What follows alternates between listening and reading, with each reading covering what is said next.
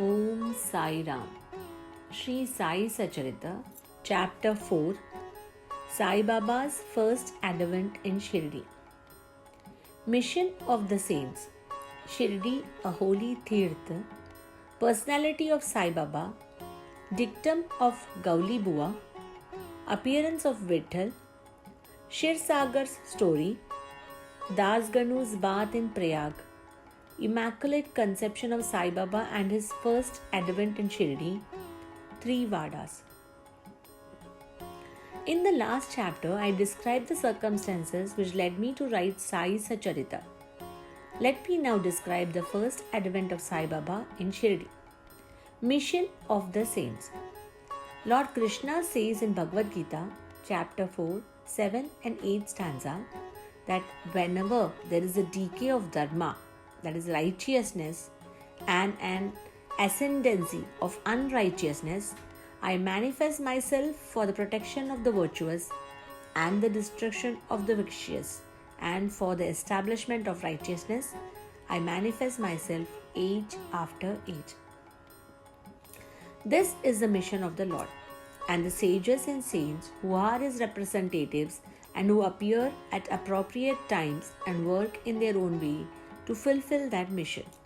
For instance, when the twice born Brahmins and the Kshatriyas and the Vaishyas neglect their duties, and when the Shudras try to usurp the duties of other classes, when spiritual preceptors are not respected but humiliated, and when nobody cares for religious instructions, and when everybody thinks himself very learned, and when people begin to partake in forbidden foods and intoxicating drinks, and when under the cloak of religion people indulge in malpractices, and when people belonging in different sects fight among themselves, and when Brahmins fail to do Sandhya adoration, and the Orthodox leave their religious practices, and when the yogis neglect their meditation, and when the people begin to think that wealth, progeny, wife are the sole concern, and thus turn away from the true path of salvation, then saints appear and try to set matters at right path by their words and action. They serve us as beacon lights and how our path the light a way for us to follow. In this way, many saints, Nivritti, Dhyandev, Muktabai, Namdev, Gora, Ganoi, Eknath, Tukaram, Narhari, Narsi Bhai, Sanjan Kasai, Savata, Ramdas, and various others did appear at various times to show the right path to the people, and so the present advent came as Sri Sai Baba of Shirdi. Shirdi, a holy Tirtha. The banks of the Godavari river in the Ahmednagar district are the very fortunate, for they gave birth and refuge to many a saint, prominent among them being Dhyaneshwar. Shirdi also falls in the Kopargaon Taluka of the Ahmednagar district. After crossing the Godavari river at Kopargaon, one gets the way to Shirdi. When you go there, 3 course, that is 9 miles, you come to Nimgaon, and from where Shirdi is visible. Shirdi is as famous and well known as any other holy place like Gangapur, Narsimhavadi, Adumbar on the banks of the Krishna river. As the devotee Damoji flourished and blessed Mangalveda near Pandharpur, as Samartha Ramdas of Sajjangad and Sri Narsingha Saraswati at Saraswati Wadi, so did Sainath flourish at Shirdi and blessed it. Personality of Sai Baba. It is on account of Sri Sai Baba that Shirdi grew into importance. Let us see what sort of personage Sai Baba was. He conquered this sansara, the worldly existence, which is very difficult and hard to cross. Peace or mental calm was his ornament. He was the repository of wisdom. He was the home of Vaishnava devotees, most generous like Karna amongst all, the quintessence of all essences. He had no love for perishable things and was always engrossed in self-realization, which was his sole concern. He felt no pleasure in the things of this world or of the world beyond.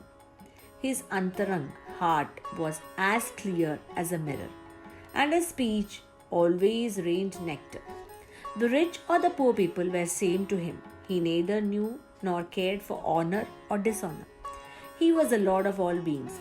He spoke freely and mixed with all people, watched the actings and dances of the Nach girls, and heard ghazal songs.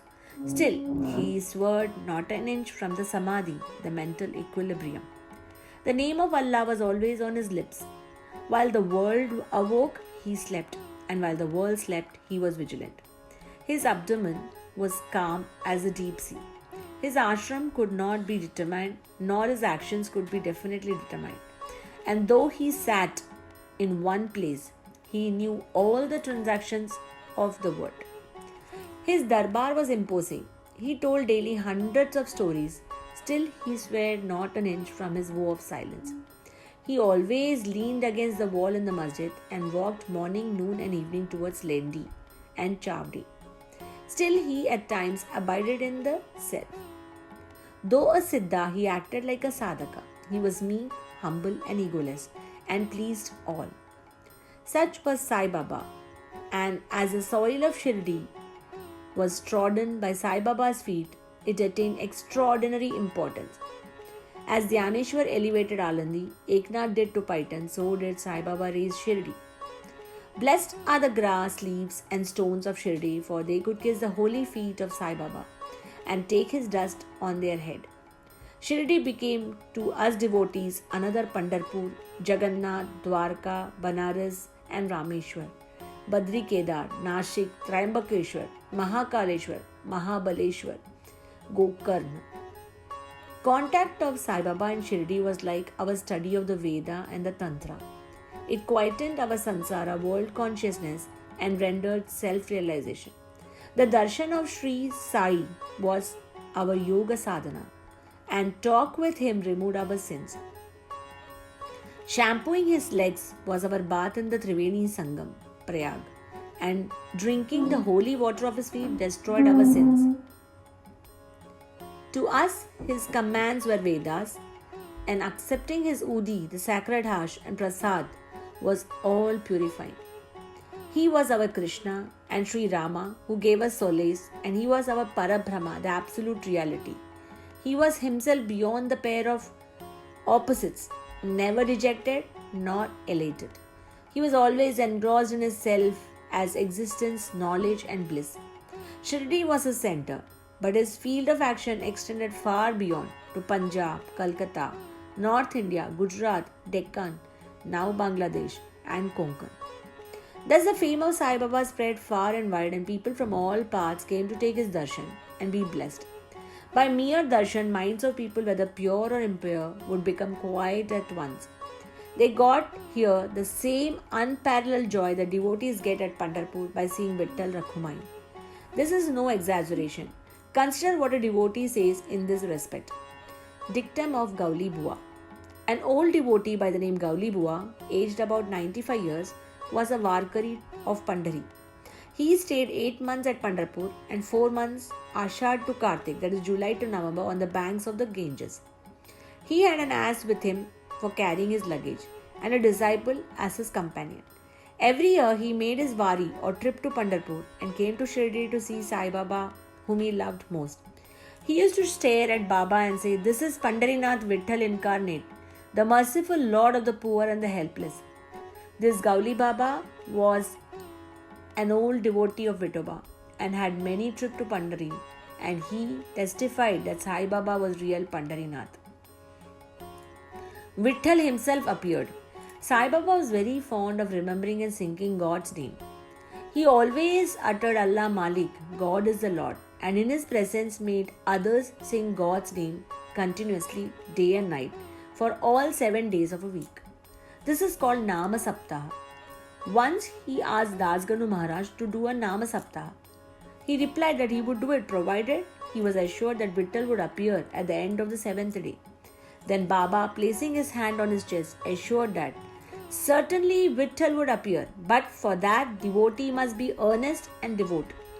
This Dankapuri Thakur of Dhakurnath, the Pandhari of Vittal, the Dwarka of the Ranchod Krishna is here, Shirdi.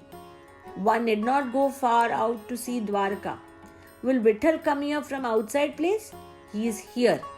Only when the devotee is bursting with love and devotion, Vittal will manifest himself here in Shirdi. After the Saptah was over, Vittal did manifest himself in the following manner. Kaka Sahib was as usual sitting in meditation after bath and he saw Vittal in his vision. And then went to the noon darshan of Baba. Baba asked him point blank, "Did Vittal Patil come? Did you see him? He is very taunt fellow, catch him firmly, otherwise he will escape, even if you are a little inattentive." This happened in the morning, and at noon there was another Vittal darshan. One hawker came there for selling 25 to 30 pictures of Vithoba. This picture exactly tallied the figure that appeared in Kaka Sahib's vision. On seeing this and remembering Baba's word, Kaka Sahib was very much surprised and delighted. He bought one picture of Vithoba and placed it in the shrine for worship. Bhagwant Rao Shirsagar's story. How fond was Baba for Vittal's worship was illustrated in Bhagwant Rao Shirsagar's story. The father of Bhagwant Rao was a devotee of Vithoba and used to make waris, that is annual trips to Pandharpur. He also had an image of Vithoba at home, which he worshipped. After his death, the son stopped everything, the wari, the worship, the shraddha ceremony, everything. When Bhagwant Rao came to Shirdi, Baba, on remembering his father, at once said, "His father was my friend, so I dragged him here.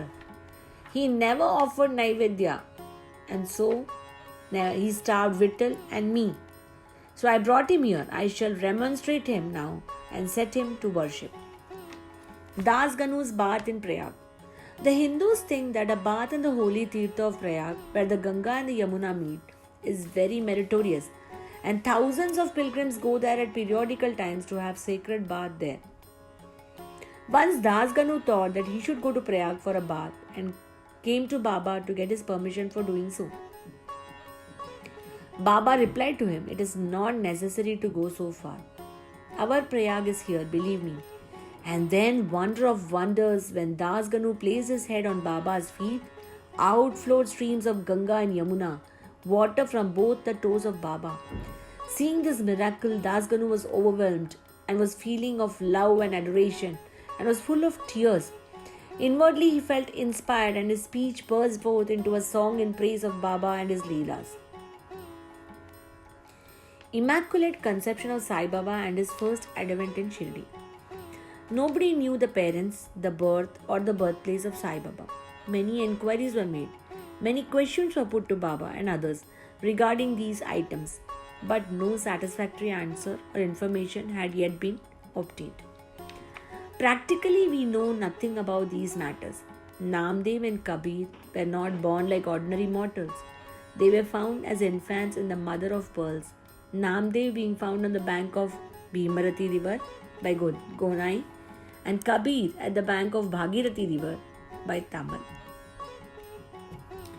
Similar was the case with Sai Baba.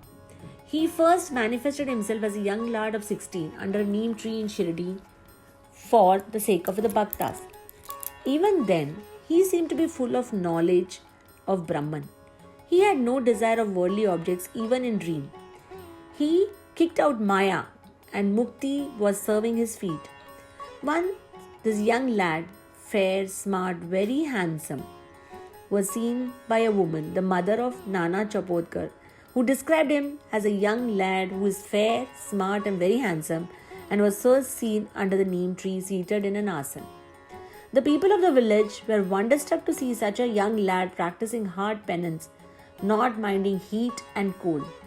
By day he associated with none, by night he was afraid of nobody. People were wondering and asking when from this lad has turned up.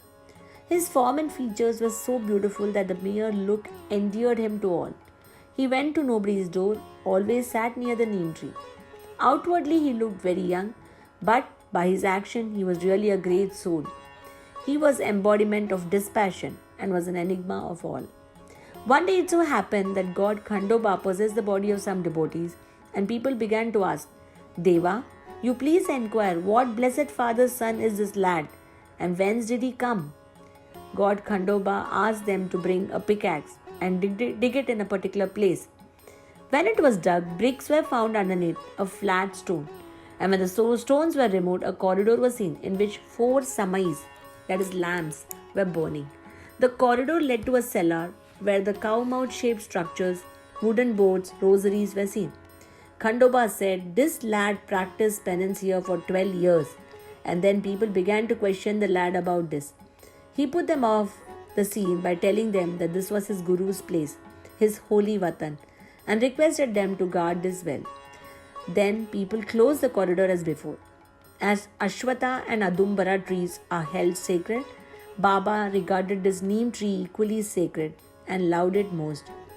Malsapati and other Shirdi devotees regard this site as a resting place, Samadhi Sthan of Baba's Guru, and prostrate before it. 3 Vadas.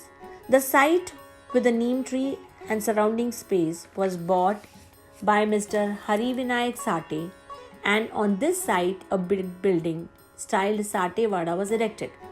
This Vada was a sole resting place for pilgrims who flocked there. A par platform was built around the neem tree and lots of steps were constructed. Under the steps, there is a niche facing south, and the devotees sit on the platform facing north. It is believed that he who burns incense there on Thursday and Friday evenings will by God's grace be always happy. This Vada was old and dilapidated and needed repairs. The necessary repairs and additions and alterations had been made now by the Sansthan. Then after some years, another Vada, Dikshit Vada, was constructed. Kaka Sahib Dikshit, solicitor from Mumbai, had gone to England. He had an injured leg accident there. The injury could not be got rid of by any means. Nana Sahib Chandorkar advised him to see Sai Baba. So he went to Sai Baba in 1909 and requested him to cure his lameness of mind rather than that of his leg. He was so much pleased with the darshan of Sai Baba that he decided to reside in Shirdi. So he built a Vada for himself and other devotees. The foundation of this Vada was laid on 10 December 1910. On this day, 2 other important events took place. Mr. Dada Saheb Kapade was given permission to return home, and the night Aarti at Chavdi was started. The Vada was completed and was inhabited in Ram Navami Day in 1911 with due rites and formalities. Then another Vada, a palatial mansion, was put up by the famous millionaire Mr. Booty of Nagpur. Lots of money was spent on this building, but all the amount was well utilized as Sai Baba's body is resting in this Vada, which is now called the Samadhi Mandir.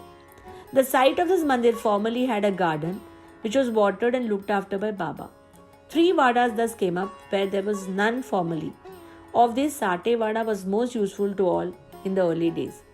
The story of the garden, which was attended by Sai Baba with the help of Vaman Taktya, the temporary absence of Sai Baba from Shirdi, his coming again to Shirdi with the marriage party of Chand Patil, the company of Devi Das, Janki Das, Gangagir Baba's wrestling match with Mahadin Tamboli residing in the masjid, love for Dengle and other devotees, and other incidents will be described in the next chapter.